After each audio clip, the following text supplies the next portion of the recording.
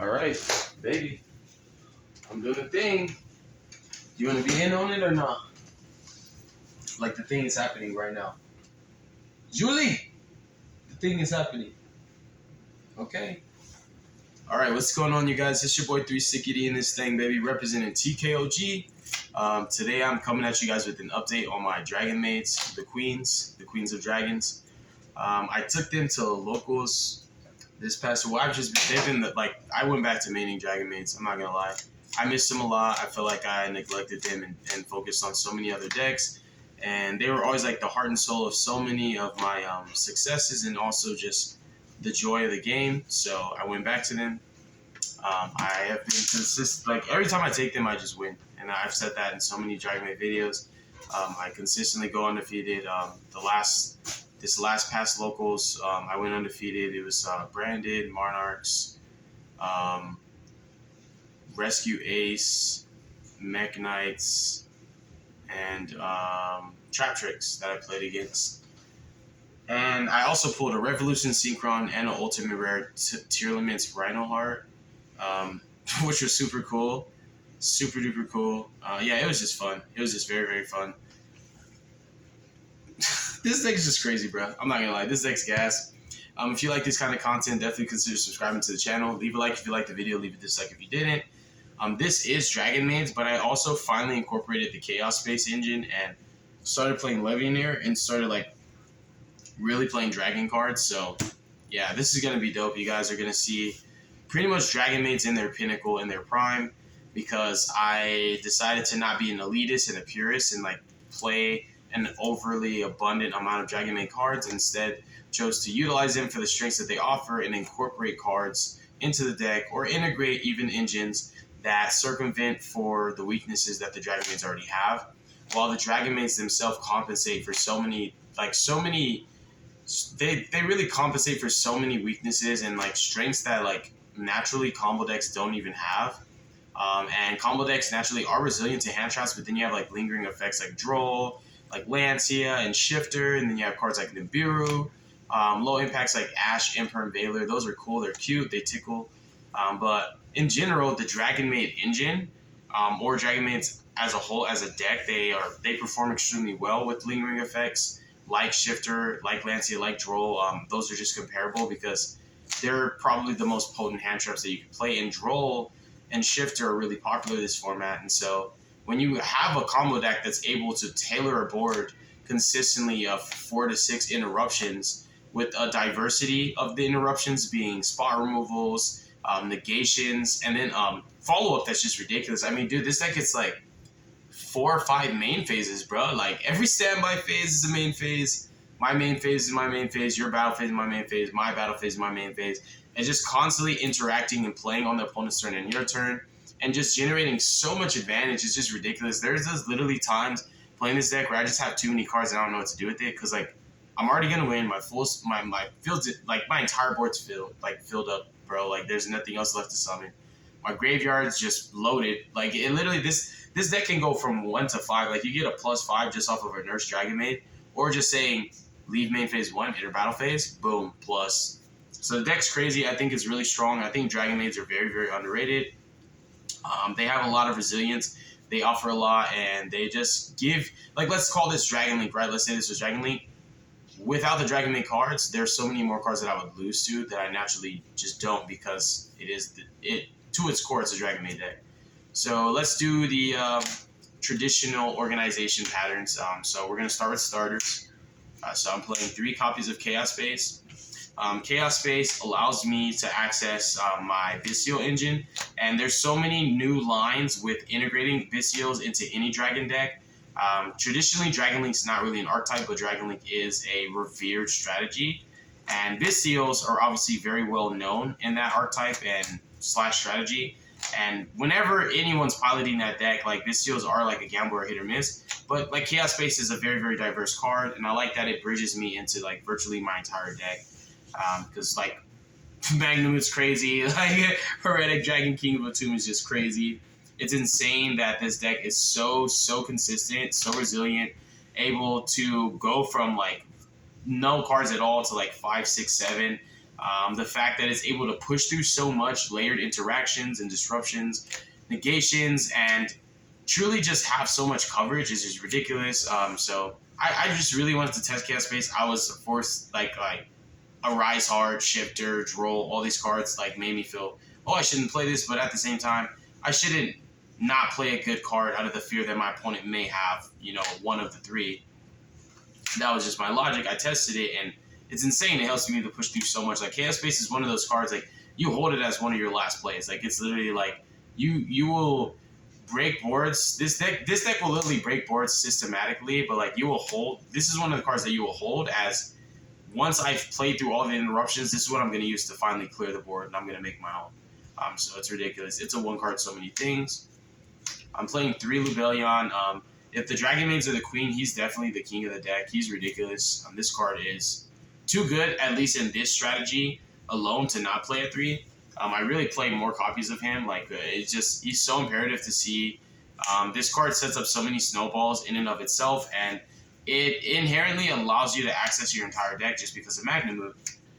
And then for more starters, superior starters, because now we have the mommies. We got the mommies, bro. We have 3 Chamber and then 3 Parlor. So I'm so iffy and wishy-washy with which one's the best. She obviously is like super goth and she's secret. So you would think like she's like the cooler Dragon Maid. In my opinion, Parlor just overperforms in so many areas where like Chamber plays into Droll, right? And like the thing is like not only playing into Droll, but like also at the same time, Parlor not only plays around Droll, which Chamber doesn't do, but also Parlor like sets up snowballs better than Chamber can without utilizing so much of your engine. In addition to that, like the thing is also, which is such a big deal to me, I'm playing the Dragon Ruler engine now, so inherently there's more synergy with her being Wind. It's just crazy. You guys are going to see the rest of the deck and you'll know. But she does beat Droll, and because these cards are normal summons and inherently like this deck can, just the fear of God in somebody's eyes, just being that they might actually have access to rockets, being that your normal summon may not be negated by Imperm or Veiler if that's the only hand trap they have, because they want to hold it for Striker Dragon sometimes, because that opens bridges to more lines than just this alone in their mind, because the Dragon Maids are not necessarily familiar territory and there's a lot unexploited, and they just haven't been utilized a lot recently in this format. This is it's a diverse meta, and they're definitely not really a part of it right now. So what makes these cards more cracked for me right now is because they are resolving more than they should, which is just crazy because it's like free shows, free negations, free interruptions, free pluses, free follow-up, and just free pressure for no reason. So it gets important. It's like, I don't even care if you prevent me from getting access to my rocket engine, because like I can have Shao and Tiding and Seals, and that's enough. 3 Black Metal. Black Metal is just crazy. He plays harder into Shifter, but at the same time, like, this is, if I'm going to play into Droll with any of the cards in my deck, this is one of the few cards where it's like, I actually would prefer to get Drolled after resolving this card because it feels good. It feels really, really good. You're already ahead. Whenever you're dealing with Droll, I just feel like the priorities that you should make and how you structure and sequence your plays, be they linear or not, be they easy to telegraph or not, should always simply be like, okay, if you're playing around Droll, what's going to get you the farthest ahead on the first go? And Black Metal is like the most imperative surge. It's 2 bodies in 1, while also allowing you to get access to 2 resources before Droll can even kick in on resolution. Crazy card, crazy card. I'm on 3 Tracer. 3 Tracer is just a big deal on my list. I play 60 card gas always. I am on Recharger. Recharger's goated. This is like how your snowballs get crazy, because if you set up Dragon Maid Welcome and you set up Regained, whether or not you have branded bees, just like Regained and Welcome alone is just too much. This deck snowballs into like infinite resources. It actually does go infinite. And like turn 3 sometimes exists in your head. Like the game, like all my games, all my matches were 2-0s. Every single one. Like I went literally undefeated. Like I didn't lose. I didn't drop a single match. I didn't drop a single game. I 2-0'd everybody. And 3 out of the 5, 3 of them actually were just flat out. Like I didn't even, there wasn't even like a turn 3. It was crazy. They see your board and they scoop. Is that good? So like what gets crazy with Recharger is when like that scenario comes up that turn 3 actually exists. It's ridiculous that you have the loop off of Regain and Welcome, and the fact that you have cards like Chaos Space that enable you to recycle Striker Dragon, because once you have put Red Eyes Darkness Metal Dragon in the loop or / rotation, Recharger via Striker Dragon is crazy because it's like Striker, Recharger, Red MD, Nurse Dragon Maid, Nurse into Chamber into Hospitality, Hospitality into Parlor, Foolish her counterpart. It just gets crazy. You just get so much off of nothing at all because it's just any dragon does that. So like you can pressure your opponent just by like normal summoning something that does an effect like that. Normal summon a threat, they negate it, do whatever. Any random dragon on field turns to Striker, which turns into like infinite resources all over again. Everything's infinitely recurable in the main deck and the extra deck. So as long as it's a dragon, you have complete access to it and you can utilize it multiple times, which means you can also rinse, wash, and repeat the boards that you make. So unless your opponent OTKs you, it doesn't really matter if your board gets cracked. Like, so I basically see it as a strategic resource gain if I'm playing against a actual proficient pilot, like somebody who knows what they're doing. I have the understanding that like there's no such thing as an unbreakable board. They might break my board, but what matters the most is if it's a 1-for-1 interaction. You know, economically speaking, if I 4-for-4 my opponent being they use 4 resources to trade with my 4 interruptions, I'm gonna win. There's no way 2 cards left in hand is gonna break my board, OTK me. No, it's just not happening. And if I don't get it OTK'd, I just don't lose. I have Rocket Caliber. This card is really good. I do a lot of synchro plays in this deck, a lot more than I have in the past. And Bestial Dispatcher is just really, it's too much of a priority to not, like, you can't really, like, skip him in the loop or the ladder. So if you have to choose between, like, Dispatter and Baron and Borlo Savage, it's, like, always Dispatter. So I think it is imperative to, like, have double tuner access in certain lines because you do want Dispatter, always, but, like, you still will want an Omni Negate to layer your disruptions so that the diversity also covers like high impact blowouts like Talons evenly. You know, like Dark Roller is one thing, but this deck is really good and resilient against cards like Dark Roller. Seal Tributing for cost is one thing, and then you have Beast, you have Regain, you have Dragonmaid Tiding. There's just so many different ways that you can have interactions coming from the hand because you have the Bestials, you have your back row, and then your actual interruptions. So it's kind of like Tier Limit because you play so much in your opponent's turn, but also your interactions and your disruptions come from every place that they possibly can, which is kind of sometimes overwhelming for the opponent. Decision anxiety can also be a method of victory, bro. Starly Safer, just a 1-up. It's another starter. Honorary starter because there's just certain lines where I actually need to access Lebellion, and him being in my deck means I can, even if I don't draw Lebellion. And he's just a good card standalone. He's really good. 1 copy of Nurse Dragon Maid, 1 Foolish and 1 Ghost Arc. I have definitely been testing some different stuff. This is pretty much Bestial, Dragon Maid, Rocket, friggin' Dragon Rulers. It's just Dragon good stuff. Dragon Maids are the queens. They rule the deck, but yeah. I'm playing the Dragon Rulers now. It was just so fun. That's my main goal, have fun in Yu-Gi-Oh! And it's just been too good. I haven't had any bad experiences. Extenders, 3 quick launch, 1 Hospitality. This looks and sounds crazy, but 1 Hospitality. And the main reason is because I'm on Welcome. I haven't been on Welcome since I played Dragon Maid Pure. It just turns me off the fact that it's a situational card. But this card in tandem, whether you have Regained or not, just having either one of these up on your board, it's like an FTK. Because like this deck gets resources but actually does crazy things with it. So you can make 4 to 6 interruption boards every single turn actually. Like you can recycle all the cards that your opponent depleted from you. And that's what I love about this deck when like I pilot it so efficiently, and I'm always timing my interruptions to the best of my ability. And so it's very much so just like an economical, strategic, like kind of like mental warfare where I don't always win just because my board was better. I just win because literally like I had follow-up that was better than the board that I made, which is crazy. And my opponent wasn't able to kill me, so they didn't even lose to the board that looked terrifying. They actually lost to just me maintaining resources throughout the duration of my combo lines and sequences. So follow-up's important, and these cards guarantee follow-up. And in a deck like this where 1 card turns to 6 to 7, that makes follow-up in this deck like just literally just pure pressure. 1 Changeover, 1 Ravine, 1 Boot Sector Launch. These are probably like the worst cards that you can draw in this portion of the deck. And for more extenders, we have 3 Magnemove. He's technically a starter, but definitely an extender more often than not. I played 3 Saronir. Saronir is crazy, but Magnemove, we know. He's the one. He's him. 1 Drewsworm, 1 Baldrake. I love the Baldrake lines. I think it's a one of that. It's better to have and not need than to need and not have. It's just a really crazy card. In the context where he's actually performing, he's overperforming every time. So he's literally going to do nothing, or he's going to just carry so much weight by himself. And then if he's doing nothing but being an extender, I'm still okay with that. Bystials are still extenders in this deck.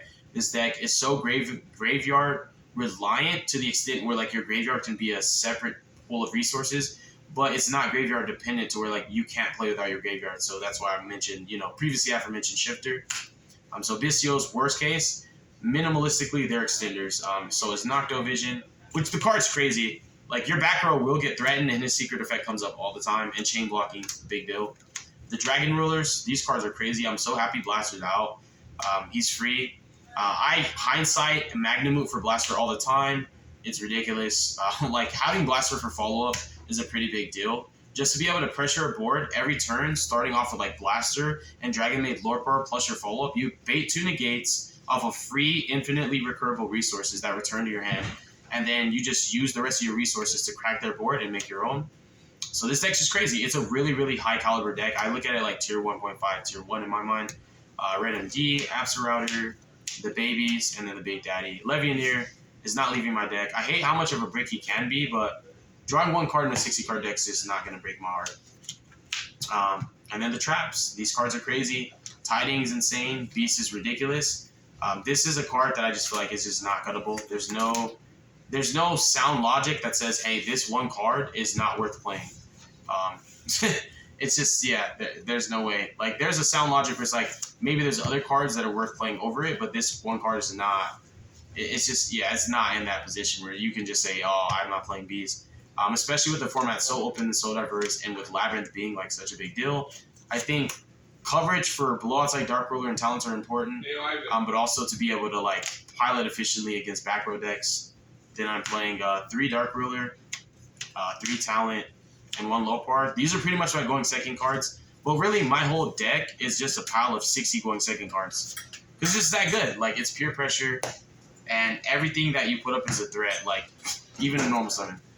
So this is filler because my triple burst, I'm going to be... Like, I've been proxying triple burst, but it's not 2 seals. It's actually just triple burst seals, Romulus, Striker, Pisty, and Borland. That's it for links. Borland is just... This card is... It doesn't make sense. This card is just ridiculous. These are my fusions. Everything's infinitely recurable if it's a light, a dark, or a dragon, and since these are both, it's ridiculous. It's crazy how many times you can put up Shell in this deck, and Shao is just like a downhill. It's just, I think the terminology is it's an uphill battle when Shao hits the field. It's ridiculous. You get so much advantage just in standby, and for it to be a free body plus a negation, with pressure off of house, triggering in battle phase and cards like Tiding, crazy, crazy, crazy.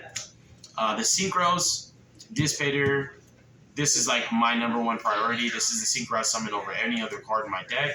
In my extra deck, he's a custom card. Like Borland, custom card. DRAGONMAID Shao, custom card. House DRAGONMAID, custom card. Seal, custom card. Heretic Dragon of Atum, custom card. These cards are broken. This deck is broken. It's gas. It's fun. It's explosive. It's consistent. It's resilient. And it is definitely competitive. There's not enough bad that can outweigh the good. Thank you for watching my deck profile. God bless you. Make good choices. Don't hurt your brain cells. Stay tuned for future content. And peace.